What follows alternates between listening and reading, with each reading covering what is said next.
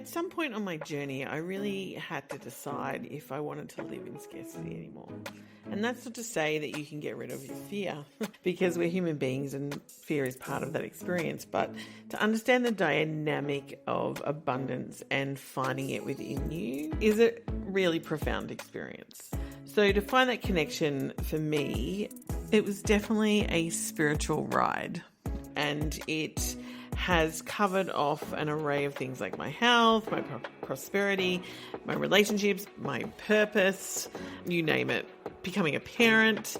It was all on it wasn't one move that got me to find, really tap into that abundance and use it moment to moment.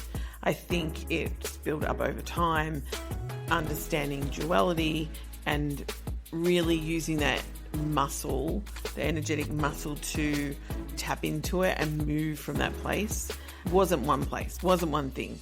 And everybody's story is different. So I've called upon some friends and abundance experts I know and love and to support us along our journey, because by no means am I finished. And I think that's part of the reason I started this podcast. And so I welcome you. Hello, beautiful souls. Welcome to Your Abundance Podcast. It's a space for you to expand your abundance. I'm Eiran, your host and your guide on this transformative journey. And I'm thrilled to have you co-creating this podcast with me. You calling in for answers, me calling in for answers, and my desire to ask questions is a great match. I'm really clear about the fact that I want this to be a place for you to expand, provide insight, lessons, and tools that you can carry on your own personal journey to abundance within you. Before we dive in to your abundance conversations, I invite you to subscribe, rate, and leave a review if you enjoy what we share, because your feedback fuels our mission and helps us reach more hearts in search of abundance. So if you're ready to expand your horizons and blow your mind and step into the energetic world of abundance, and your answer is yes, let's embark on another episode of Your Abundance Podcast.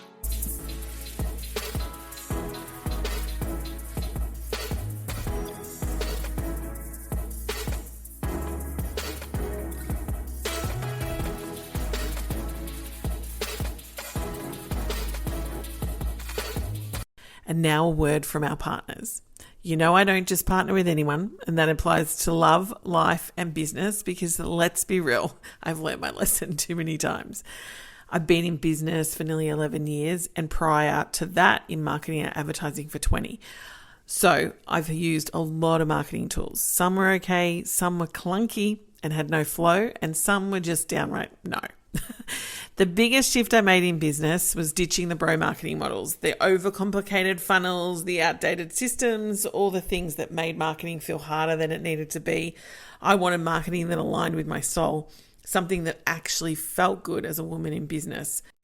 Then Flowdesk came along. If you haven't heard of it, it's an email marketing platform built by women for women-led businesses that actually makes marketing easy. It's intuitive, it's easy, and honestly, it's just beautiful. I use it for myself, I use it for my clients, and it's become a must-have in my business. It's given me back time, flow, and the kind of marketing that I actually enjoy. So when they came to me this year and asked me to partner with them, it was an easy hell yes. Now I get to share it with you too, and because I'm a Flowdesk partner, you get 50% off for the entire year too. Grab your discount in the show notes and experience it for yourself, because marketing should feel easy. That's the point. It's not just another thing on your to-do list. Now, let's get back to this week's episode. Hello and welcome to the third and first episode for 2024 of Your Abundance Podcast. I am so excited. My heart is bursting with the level of quantum energy that's coming through but also my soul is just sitting right in my heart, feeling the space and the appreciation for anyone who's listening to this podcast, to anyone who is in my world, my beautiful clients. Love them so much. And I am just grateful to be here. And I know that when your heart sings and your soul sing together, it is a 1 in a million thing. I think people are on the abundance journey to find and deepen the willingness and the depth of what it is meant to be here, what is the journey that we're on, how we're going to get there, how we're calling it in. Are we magnetic? Are we a go out there and get it kind of gal? There's a balance of both of these things going on in the world. I've spoken before. I want to just quickly touch on a little story before I jump into that bit, actually. I have lost my voice between Christmas and New Year. And funny enough, I came good. And then I was going to do some recording on the weekend, and that didn't happen. But it was with this croaky voice had been with me this whole time. Gone. No voice. I was like, oh, that's interesting. Launched a new podcast and now I can't speak. Which is pretty true when you're like launching yourself out there and the universe is going to test you and see, are you really here and are you really showing up? But are you expanded enough to really show up for how the universe wants you to show up? Which is part of this whole abundance journey. And I want to talk about today the desire to become your highest calling here on the planet, here as a soul embodied in this humanness. And we're all here to shine. And I'm truly a believer of that we're all here to shine. There's processes and there is things you have to go through. And I came off Christmas and I was like, oh my God, I had so much fun. It was the first time I ever hosted it at my home and it was beautiful. And it was just divine. Like it was divinely orchestrated. It just all came together beautifully. All the food looked amazing. And I have this nuance in my authentic code, which is around beauty and around feeling good. And I have a joy code that's like through the roof. And that I love not only being a positive person, but I'm also a realistic person. So I learnt over my lifetime of years of how to balance that out and use it in a way that serves me and the planet, obviously, and the universe in multiple dimensions, because that's how I am as a person. And I came off Christmas and it was just divine. Like I just had the best day. The food, everybody it just was beautiful. And if you didn't see the reel, you can go back into my Instagram feed. You'll see a reel of all the beautiful food and everything and how it all panned out. And I ended up being sick 2 or 3 days later with a throat thing, lost my voice. All right through New Year.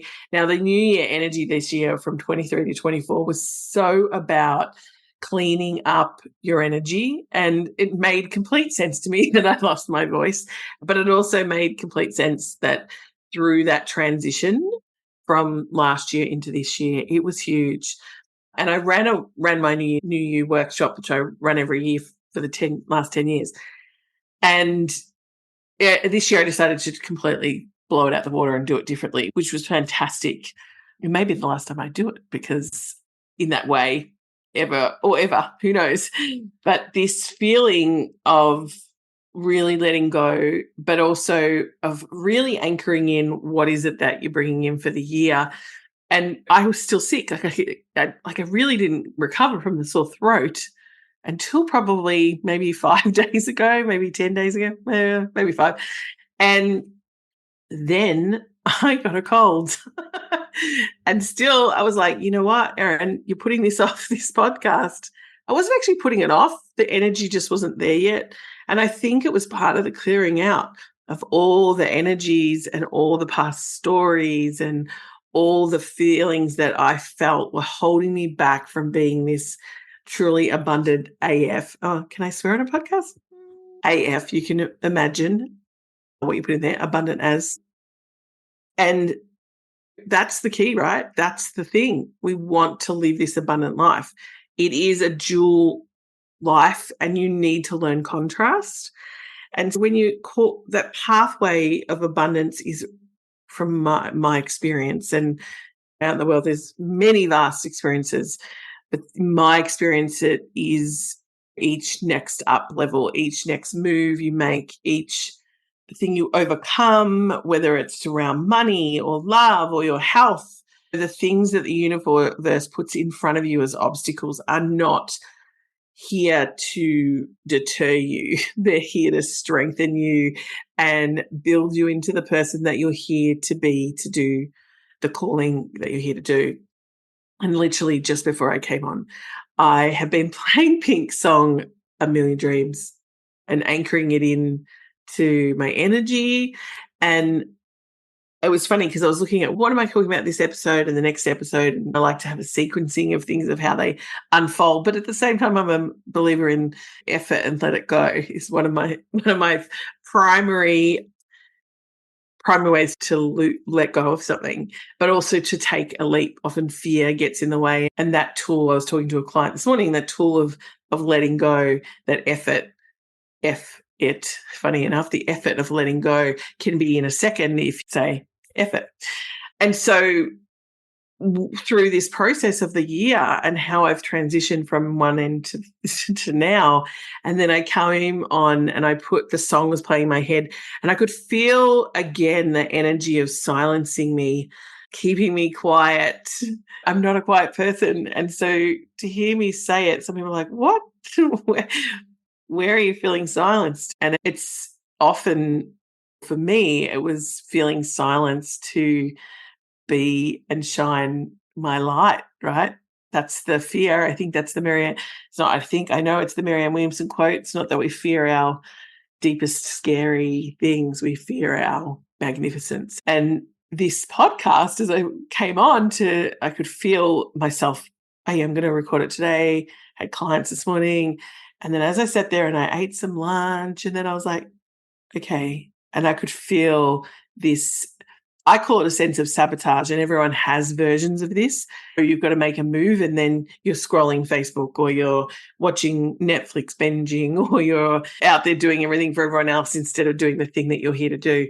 And so I really wanted to I lent into the fact that, all right, I'm here, let's do this. So I started and I cleanse the energy, because that silencing energy is in the consciousness of the world, especially for women, especially for parts of us who are sitting in an energy of, do I speak? Don't I say anything? If I say something, will I be ostracized? Will I be cancelled? Putting yourself out in the world and projecting yourself out there is a big thing. And so this dance of abundance with this calling and your highest potential, which is what I work with. That's what I work with all the time, people's highest potentials in whatever area of life it is for them. But I work in it particularly for women who want to light up other people. They're here to light up. So my version is lighting up the people, the women who want to light up other people. I learned as an empath early on that not all clients are for me anymore. And my unapologeticness around that is that I choose to work with who I want to work with, because I love being lit up. And that's part of my abundance of bringing that code of joy and bringing that code of beauty within myself, and really navigating the decision making and making my life really about me. And I started that journey, the about me journey, when I decided to be a solo mum. Like I had to jump, like I didn't jump on, I didn't have to jump. I did actually, I did have to make a big decision. Like the days that I made the decision to become a solo mum, I was doing really well in my business. I was $2,000, I think, off hitting six figures, and I was in my third year. And back then, we're talking 7 or 8 years ago, the internet wasn't doing what it does now. Like everyone wasn't podcasting, there was Facebook and Instagram was there. It wasn't something that had multiple influences on doing things, and it wasn't as expanded as it is now. And so back then it was more about, I was working towards more of a bricks and mortar business, and how the universe unfolded that for me was deciding to have a child on my own. I'd had various goes at relationships, and I loved being with the people I was with, but at the same time it didn't work out. And for me, I was getting to that age of I need to make a choice. And often that's what happens. My target audience a lot of the time is women in their around 40-ish, in their 40s and moving into 50s, where you actually start to get to choose more of who you are, more of what you want, more of what you want to go, and then navigate that dance with the universe, because it is about co-creating.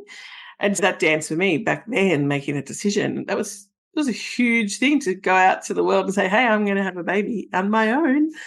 And then doing rounds of IVF and it failing, and then doing and learning that wasn't my path. IVF was really interesting, even though I it is a component of how my daughter came into the world. The pathway of just doing IVF to using my own eggs and a donor sperm, that didn't work out for me. And it was so devastating all the time.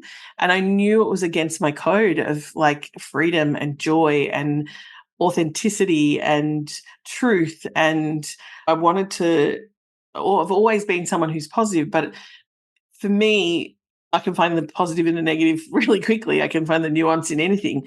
But at the same time, it was about how I felt as a person and the joy I wanted to feel, not having anything external make me feel that way. And I think the universe taught me that was the steps into really true abundance for me, was learning that I create the feeling of joy, I create the feeling of abundance, I create the happiness within me. Nothing outside of me will give me that. Nothing.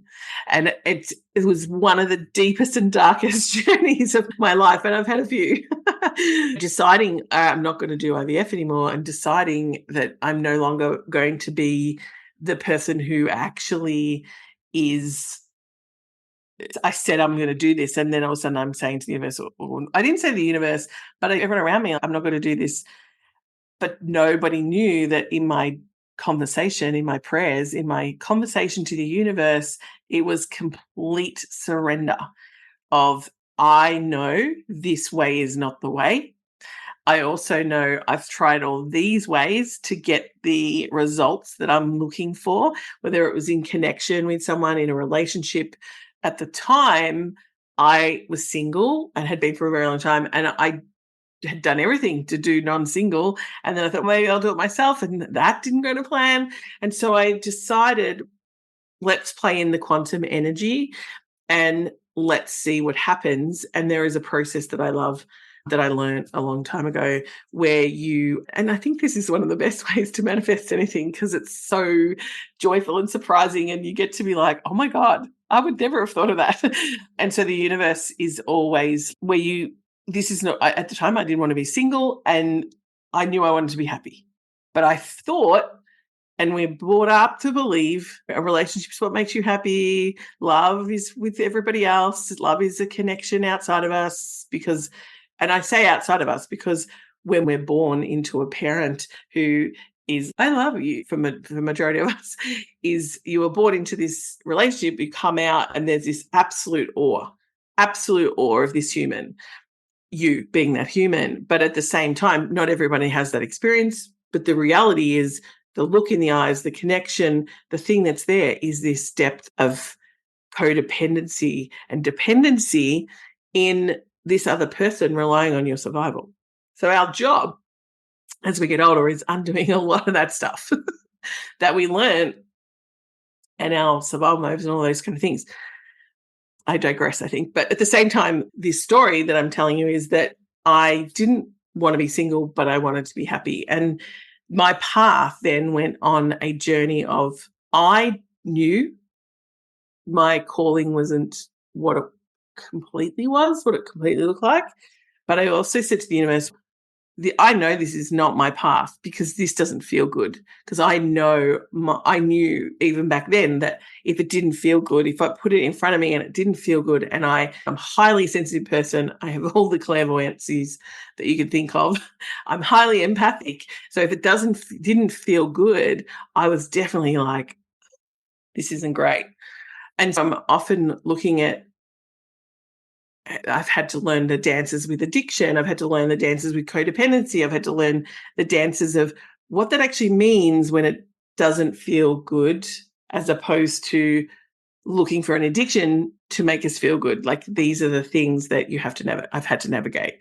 So my pathway has been completely huge. But at this point in time, when I was navigating this new shift into happiness, like I really went inward and I started to practice within myself this divide of undoing that division of who we are and becoming that oneness now, and the universe within us now, and the soul in us now.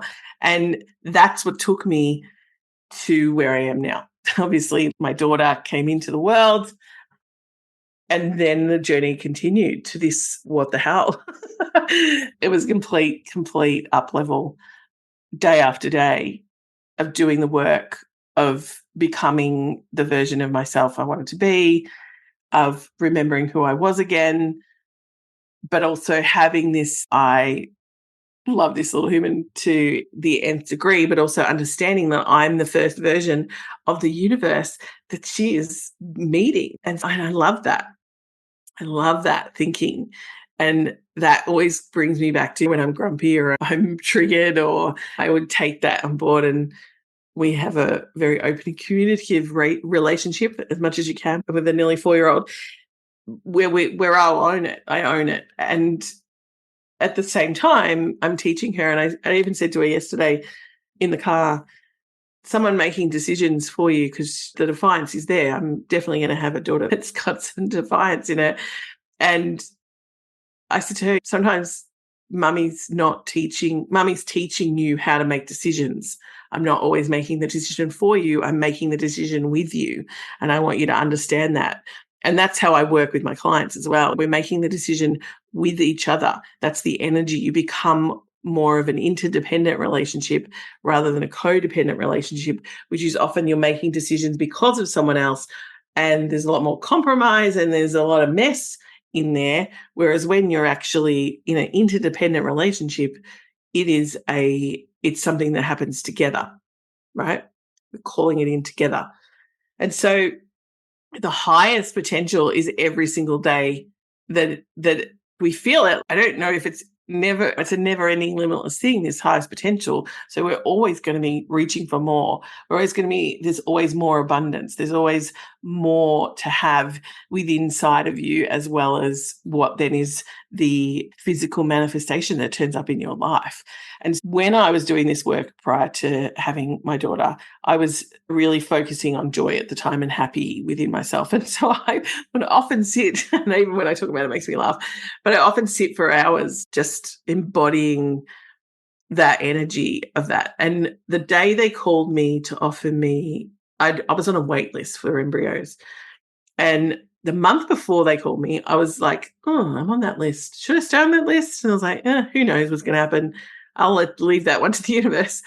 And then there was a part of me that went, okay. And then eventually I got this call and they said to her, oh, hi, Erin, how you going? We're just ringing to let you know we've got 2 embryos for you. And the interesting part about that was that the feeling in my body when they said it was exactly the feeling that I've been practicing.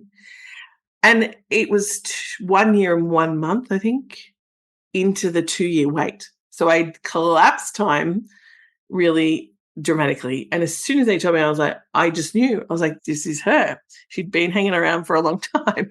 And in the soul spirit world, to nudging me along, because that's what non-born children often do.